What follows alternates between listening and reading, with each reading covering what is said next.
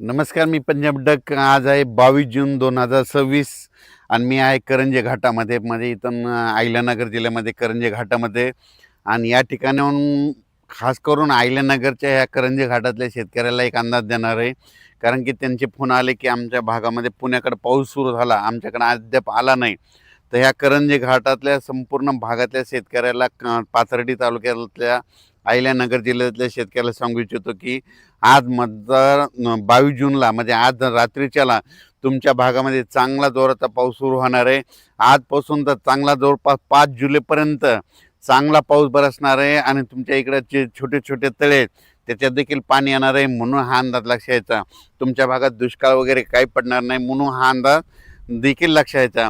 पण राज्यातल्या सर्व शेतकऱ्याला सांगू इच्छितो की राज्यामध्ये पूर्व विदर्भ, पश्चिम विदर्भ, दक्षिण महाराष्ट्र, उत्तर महाराष्ट्र, कोकणपट्टी, खानदेश, मराठवाडा सर्व शेतकऱ्याला सांगू इच्छितो की आज 22 जूनपासून मी म्हटलं होतं ना काल 21ला पाऊस सुरू होईल. तर 21ला पुणे, नाशिक, सातारा, बऱ्याच भागामध्ये मुंबई सगळीकडे पाऊस सुरू झाला. संभाजीनगरकडं देखील आता देखील जाफराबादला पडला.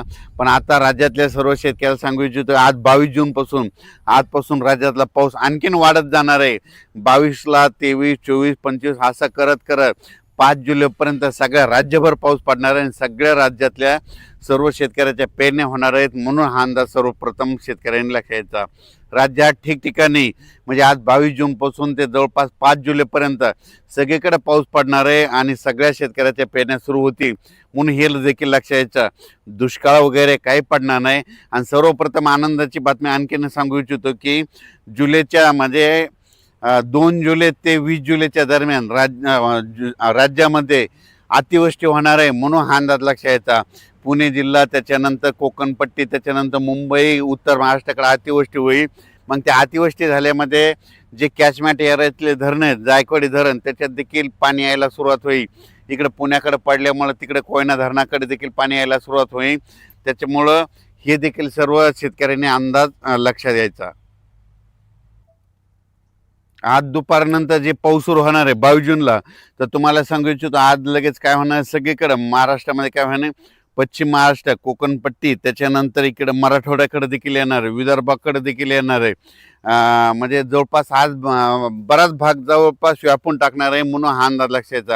आजच्यापेक्षा आणखीन उद्या 23 तारखेला आणखीन 23 जूनला आणखीन बऱ्याच भागामध्ये व्यापून टाकणार आहे. 24ला 25 असं करत करत सगळीकडे वाटणार आहे. म्हणजे सांगायचं झालं तर विदर्भामध्ये सांगायचं झालं तर वर्धा, नागपूर, भंडारा, गोंदिया, चंद्रपूर, यवतमाळ, वाशिम, अकोला, बुलढाणा, अमरावती ह्या परिसरात देखील म्हणजे आजपासून पावसाला वाढायला सुरुवात होणार आहे. म्हणून हा अंदाज लक्षात. विदर्भात मात्र 23, 24, 25, 26, 27च्या दरम्यान चांगला पाऊस बरसणार आहे आणि त्या शेतकऱ्याचे देखील पेरणी होणार आहे. म्हणून विदर्भातल्या 11 जिल्ह्यातल्या शेतकऱ्यांनी हा अंदाज लक्षात. मराठवाड्यात देखील आज बऱ्याच भागामध्ये म्हणजे परभणी जिल्हा, लातूर जिल्हा, बीड जिल्हा, धाराशिव जिल्हा, जालना जिल्हा, संभाजीनगर आज देखील बऱ्याच भागामध्ये पाऊस दाखल होईल. पण उद्याच्याला आणखीन ह्या 5-7 दिवसामध्ये मात्र सगळीकडे दाखल होऊन मराठवाड्यातल्या देखील शेतकऱ्याच्या पेरण्या सुरू होतील. म्हणून हा अंदाज सर्व शेतकऱ्यांनी लक्षात द्यायचा.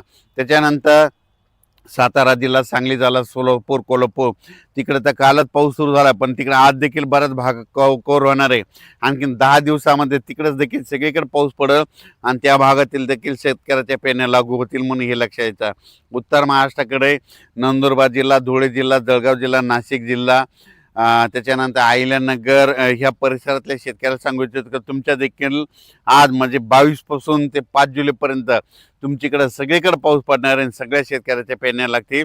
म्हणून हा अंदाज लक्षात घ्यायचा. शेतकऱ्याला विनंती, शेतामध्ये पाऊस पडल्याच्यानंतर जमिनीमध्ये ईदभर ओल गेली तर तुम्ही कधी पेरणी करू शकता. म्हणून हा अंदाज लक्षात घ्यायचा.